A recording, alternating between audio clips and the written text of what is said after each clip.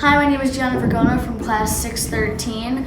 Today's date is Thursday, September 15th. I'll rise for the pledge.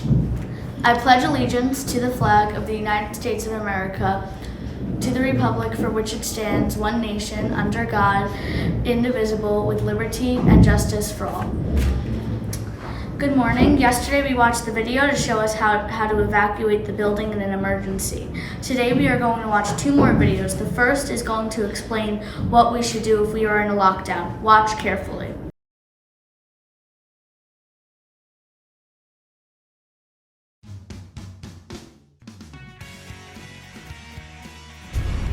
Hello, my name is Trinity Clemente of class 805, and I'm an 8th grade student at Robert H. Goddard MS 202. Today I will be talking about something that concerns everyone's safety in a New York City public school building. Do you know what to do in an emergency? Well, schools have a specific protocol to follow to make sure that we know exactly what to do in an emergency situation. First, let me familiarize you with some important terms. GRP stands for General Response Protocol. GRP is the common language that we use when referring to emergency situations. For example, shelter in, evacuate, lockdown, soft or hard. BRT stands for Building Response Team. The BRT are staff members in a building that make sure that the GRP is followed.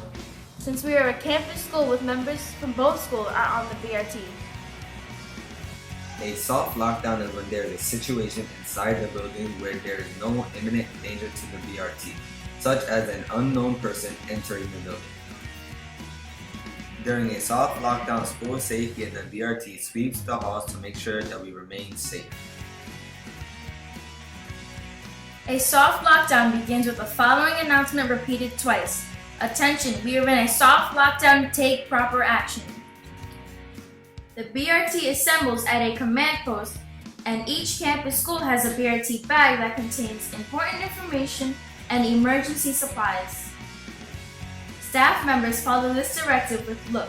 Look for any stray students in the hall. Lock the classroom doors. Lights, shut off the lights, out of sight. The teacher grabs the go folder that identifies all the students that use that room. Students follow this directive by immediately stopping all work, and when instructed, move to an out-of-sight safe location in the classroom. Sometimes students are not in their class and need to know what to do. If you are in the hall after the announcement is made, the first staff member to see you will usher you into their room. You will then follow the same protocol. If you are in the restroom, immediately walk out into the hall towards the first room you see. While we are safe in the room, the BRT and school safety conducts a sweep and assesses the entire school building. They check for missing students as well. Attendance is taken both during and after the drill.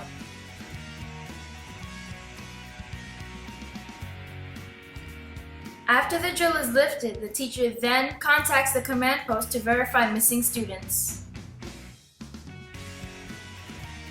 A hard lockdown implies that there is a threat present in the building. For example, if a person has a weapon and there is danger, there will be no BRT sweep. All staff is to follow appropriate lockdown action, and we all await first responders. Now you know what to do in a lockdown situation and the important roles that students, teachers, and BRT staff plays in maintaining safety.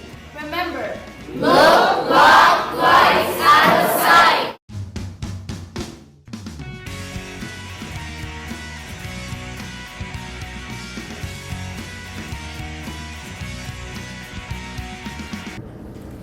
If a lockdown is announced, remember to be silent and move to the area the teacher directs you to.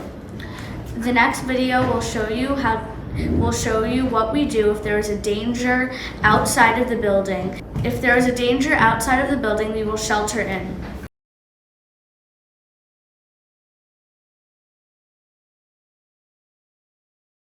In case of an emergency in the vicinity of the school grounds, including but not limited to police or fire activity, suspicious person, or medical emergency, use the following shelter-in procedures as per the General Response Protocol. In the case of any dangerous situation outside your building, You would initiate a shelter-in by repeating the following announcement twice. Attention, this is a shelter-in. Secure all exit doors. Once the announcement is made, all BRT members need to be directed to the command post or to a specific post throughout the building. For campus buildings, all principals are required to report to a single command post. Your staff posted at the door needs to secure the door and report to the command post. Students are trained to remain inside of the building, conduct business as usual, and respond to the specific staff directions. Teachers are trained to increase situational awareness and conduct business as usual.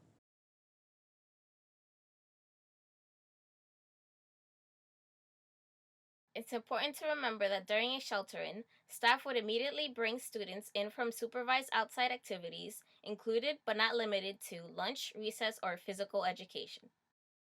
If you are locked outside during a shelter-in, it's important that you go to a designated area. The shelter-in directive will remain effective until hearing the all clear message, the shelter-in has been lifted, followed by specific directions.